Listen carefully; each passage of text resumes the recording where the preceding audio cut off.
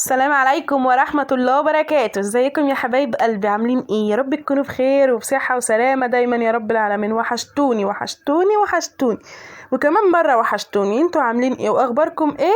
طمنينوا عليكم في الكومنتات.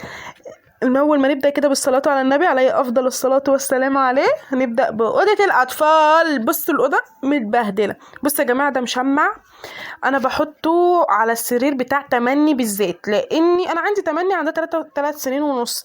يعني لو بردت مثلا ولا اي حاجه ممكن تعمل ايه حمام على روحها وكده وهي نايمه مش واخده بالها ولا اي حاجه.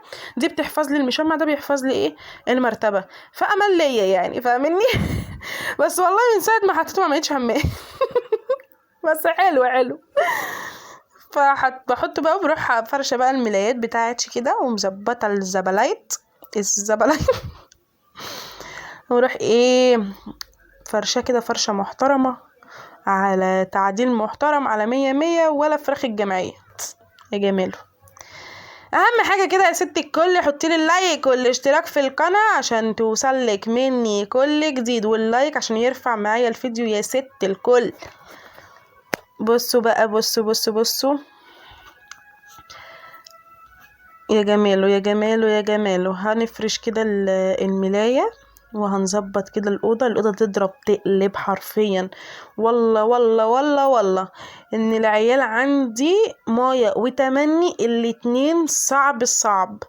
بصي، يضربوا بعض بالمخدات، يمسكوا الملايات من على السراير ويرموها على الأرض عادي. بصي يعملوا لي شقلباظات. بصي مطلعين عين الأوضة حرفيا يعني. حتى بقى لما بتيجي تقول لهم بس يا بنتي يا بنتي بس يا بنتي خلاص ما فيش، ولا اكنك بتتكلمي، انتي بتتكلمي مع الحيطه يما. ده احنا لو اتكلمنا مع الحيطه هتفهم عن عيالنا والله. وكده انا كده خلصت السرير بتاع أبلة توته. طبعا هي بتعشق السرير ده، هي بتحبه اصلا يعني. حتى الاقي نايمه على السرير التاني اقول صغير عشان يعني على قدها تقعد عليه ولا حاجه، تنام عليه براحتها. لا ما بتحبش السرير التاني، عايز تنام على السرير ده وده حبيبها يعني. فتمام، فاروح بقى فرشاولة كده. وحتى المشمع زي ما انت شايفه كده، انا المشمع ما بشيلهوش، بفضل حاطاه كده وحاطه عليه البتاع. والله بيحافظ يعني امان على المرتبه. يعني انا بفكر كمان اعمله تاني، اعمل واحد تاني احطه على المرتبه التانية. ليه بقى؟ علشان خاطر هم من نوع مهملين. انا عندي بناتي مهمله من ناحيه ان هم مثلا بيشربوا ميه تدلق منهم على المرتبه، يشربوا عصير يدلق منهم على المرتبه. فده امان، فاهماني ازاي؟ يعني مش ان هو ايه عشان خاطر البنت تعمل حمام ولا كده، لا هو امان لكل حاجه. المشمع حلو جدا، وبصراحه احسن بكتير يعني. طبعا بقى هنا بقى السرير الصغير اللي انا بقولك عليه، وهو دوت بقى هروح منفضه بردك وعاملاه مايا بنتي اللي بتنام عليه. فطبعا بقى بروح مظبطاه كده علشان خاطر ايه يناموا كده والدنيا حواليهم نظيفه. هما بيطلعوا عنا في اليوم كله بس مش مشكله. كده كده هما ولا بينزلوا ولا بيطلعوا ولا بيروحوا في حته. هما بيلعبوا فين؟ في الشقه. يا ستي يلعبوا ويبهدلوا واعملي بعديهم، مش مشكله يا ستي. سيبيه اخر اليوم قبل ما زوجك يجي يشتغل في الشقه. هل هتخسي؟ هل هيتوجع قلبك ولا حاجه؟ هيتوجع قلبك بس مش هتخسي من حاجه يعني، مش مشكله. سيبيه يضرب يقلب طول اليوم. اول ما جوزك خلاص قرب يجي، قبل ما يجي بساعه ساعتين تكوني مخلصه شقتك ومخليها زي الفل. بس ولا كأنهم عملوا حاجه. اصل هنضحك على بعض، اصل العيال ما بتروحش في حته ولا بتنزل ولا بتطلع ولا بتروح في حته. فبصراحه لا، بسيبهم يلعبوا براحتهم خالص، وبعد كده انا بقى الم وبقى وراهم عادي، فاهماني؟ طبعا بقى زي ما انت شايفة هنخلص بقى حالنا كده علشان ايه تبقى الدنيا حواليا زي الفل. والنهاردة بقى عملنا النهاردة مجهود، والله مجهود. الأوضة كانت تضرب تقلب، ولميت الدنيا ولميت كل دوت. ورحت ايه جبنا فراخ. بصراحة مش هضحك عليكم، جبنا فراخ كوكي من بره وحمرتها وعملت شوية مكرونة بصلصة وعسل واتقضت وسكر سكر سكر سكر سكر ولا سكر. البطانية ديت انا بعملها كده ليه؟ لان اول ما هيجوا يناموا هيتغطوا على طول. يعني مش ان انتي، انا بس كنت لماها كده من الجناب عشان خاطر ما تدليش على الارض، عشان كنت هكنس الارضيه وكده وايه، وان هم يجوا يناموا هيفردوها على طول عليهم. يعني فاهماني ازاي؟ ان انا مش لسه هخش واغطيهم، رغم ان انا برضو بخش واطمن اذا كانوا هم متغطيين ولا لا، فاهمني؟ والله العظيم. ف ادي هو كنسنا هنكنس بقى. معلش على الاضاءه بقى، حكوا عليا. طبعا بقى هنكنس، وما طلعتش والله بهدله كتير يعني، هي الحاجه كلها على بعضيها، بس انا خليتها زي الفل. ولما كنست والله ما كانتش فيها زباله ولا حاجه، الحمد لله. فطبعا بقى هي تروح بقى، لما طبعا انا شايله بقيه السجاد، انا شايله بقيته، لان باذن الله في فيديو بقى هنغسل السجاد وهنزقطط الدنيا يا جماعه يا جماعه. هنزقطط الدنيا. فطبعا بقى كل سنة وانتم طيبين، ربنا يبلغنا يا رب شهر رمضان كده شهر مبارك، وشهر كله جمال وكله خير وكله رزق ان شاء الله علينا وعليكم، امين يا رب العالمين. طبعا هنا كنت بنادي التوته بقول لها يا توته هاتيلي الجاروف، فهي جابتهولي وفضلت مسلمه. طب يا بنتي حطيه على الارض، لا ولا الهواء، وفضلت مصلبالي بيه. والله العظيم. دي توته الصغننه اللي انا بقول لكم عليها، ان هي الصغننه بتاعتي اللي هي عندها 3 سنين ونص. بس كده لمينا الدنيا، خلصنا الحال، خلينا الأوضة تبرق تبرق تبرق تبرق. بس يا توته، بس يا توته، اوعي من هنا كده غلط، ماشي كده ايه غلط.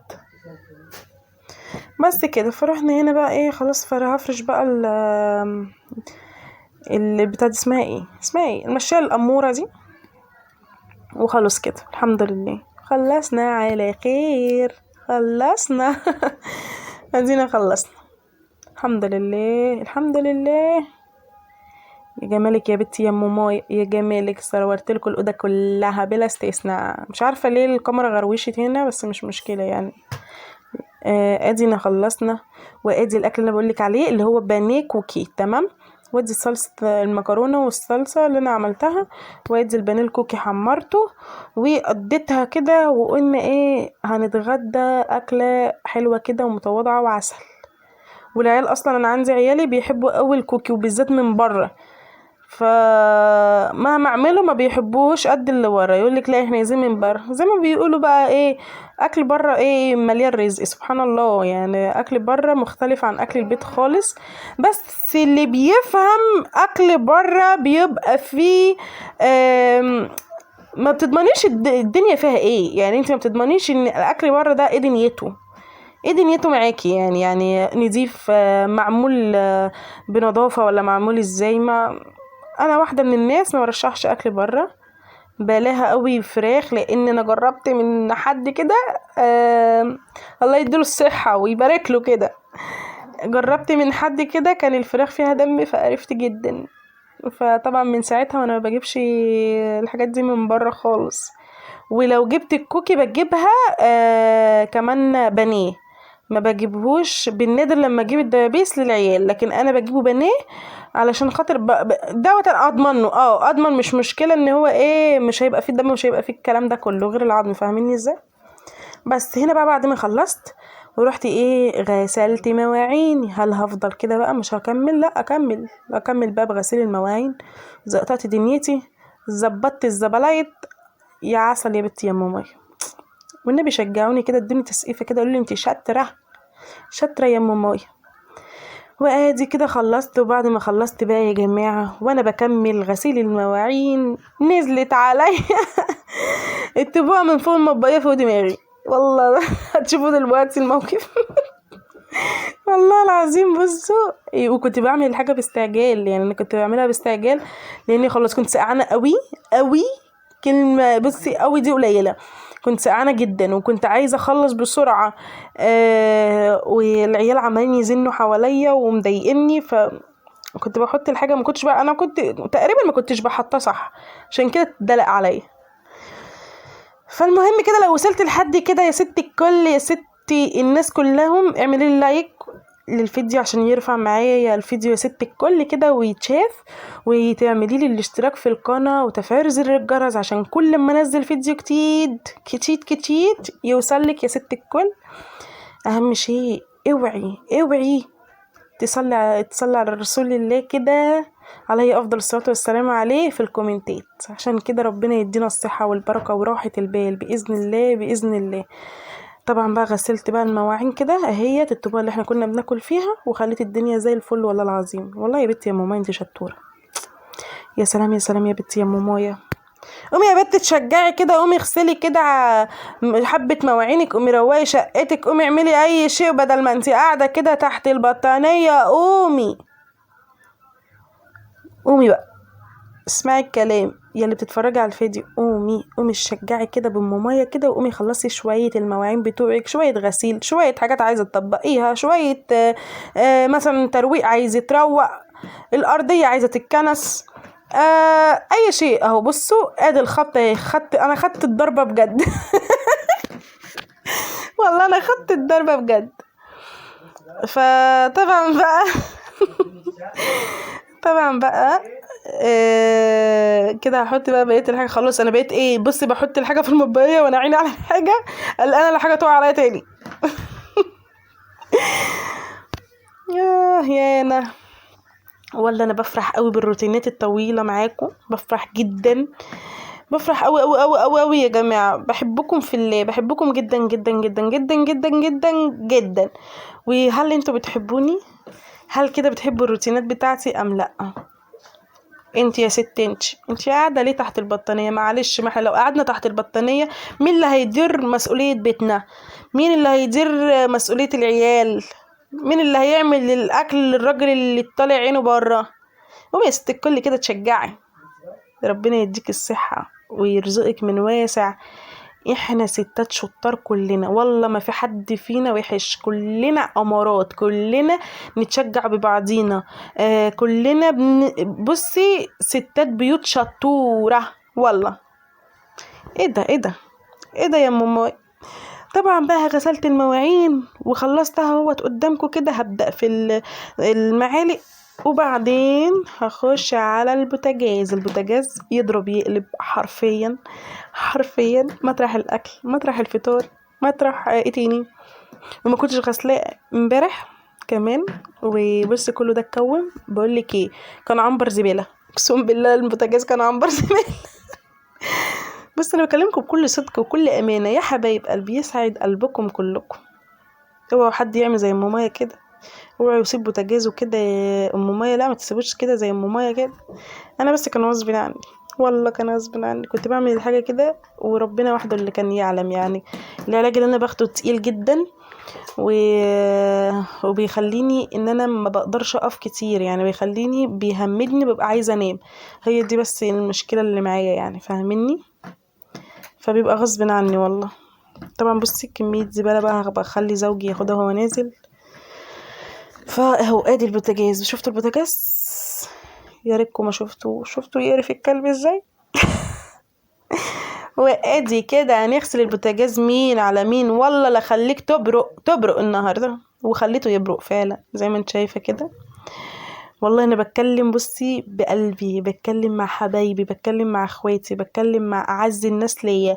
يسعد قلبكم ويسعدني دايما وجودكم معايا، ووجودكم كالعاده فوق دماغي من فوق. يعني قسما بالله بحب كل الروتينات معاكم، بحبكم جدا، بحبكم جدا جدا جدا.